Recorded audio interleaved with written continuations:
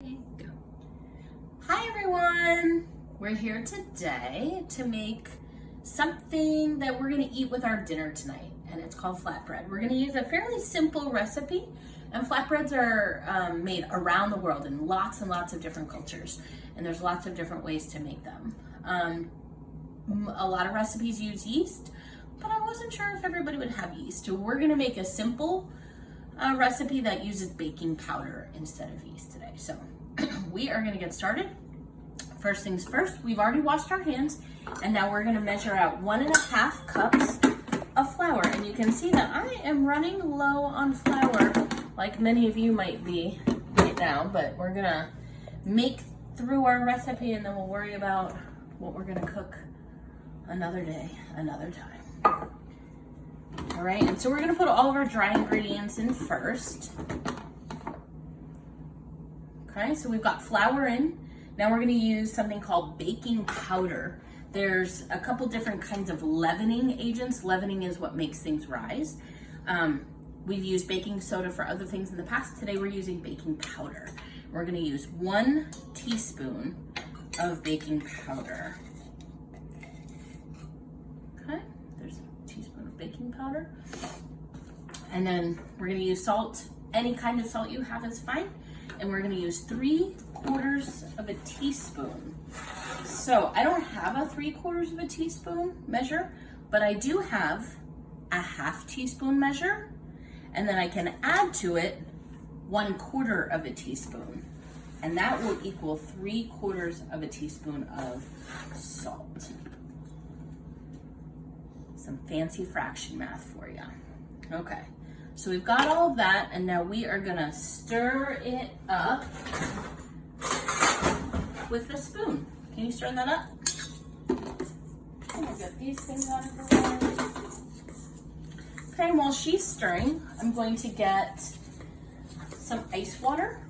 And so you can see that I put water and ice cubes in a bowl, and there's ice water. It just has to be really cold water. And we're also going to use, for our wet ingredients, some olive oil, okay? If you don't have olive oil at home, you can use any kind of oil you want.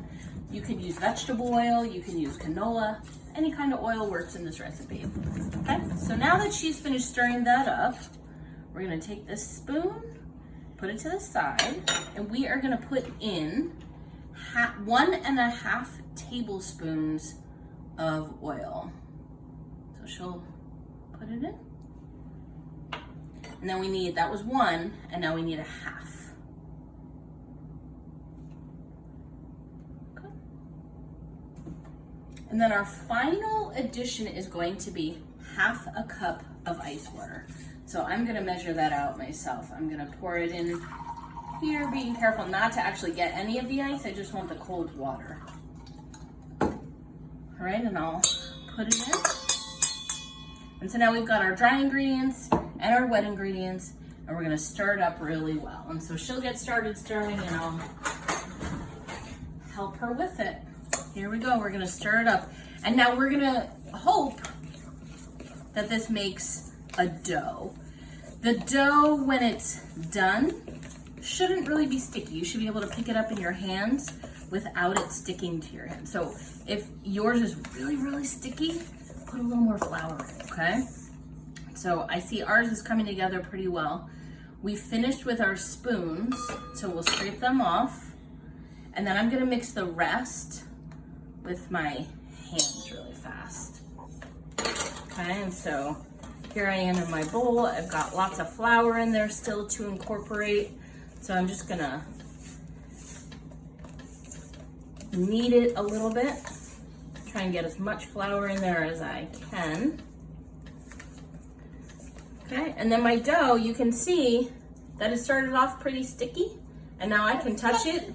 It was sticky, and now it's not sticky anymore. Okay, and so we're gonna let this rest off to the side for 10 minutes. And because I knew that ahead of time, we prepared a little dough, okay? And this dough has been resting for a little while, so we're gonna use this to actually cook with. And so once you have your ball of dough, you might wanna put a little flour down on your surface. just in case it does get a little sticky. And you wanna divide your ball up into maybe 5 or 6 pieces. Okay, so we've got 1, 2, 3, 4, 5, 6. Okay, and now she's gonna pat that into a circle. If you are somebody who has at home a rolling pin, you can roll it out into a circle if you like. So we've got a rolling pin here. I need mine too. Okay. And so then we have a little tiny flatbread. If you want to make bigger flatbreads, you can make fewer little piles of dough. Okay.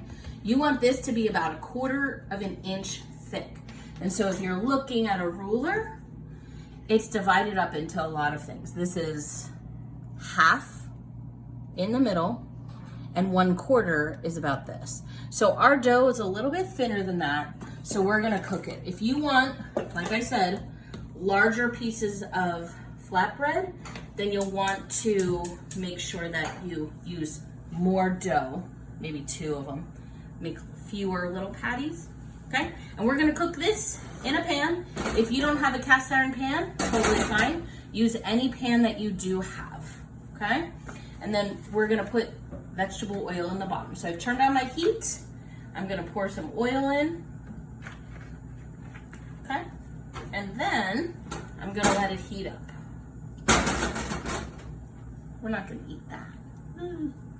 Okay, so then once the oil is heated, you're gonna put your flatbread right in and let it cook for about 2 minutes on each side.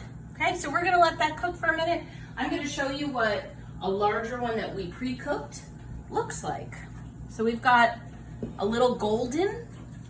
It feels a little crunchy, but it's also pretty soft. Would you like to try it? Let's see what she says. What do you think? She says it's good.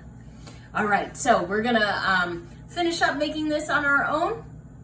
Again, if you don't have any of these ingredients, there are things you can substitute, and I'll put the recipe in the comments along with some suggestions for substitutions. Thanks for joining us today. We're gonna go eat our dinner right now.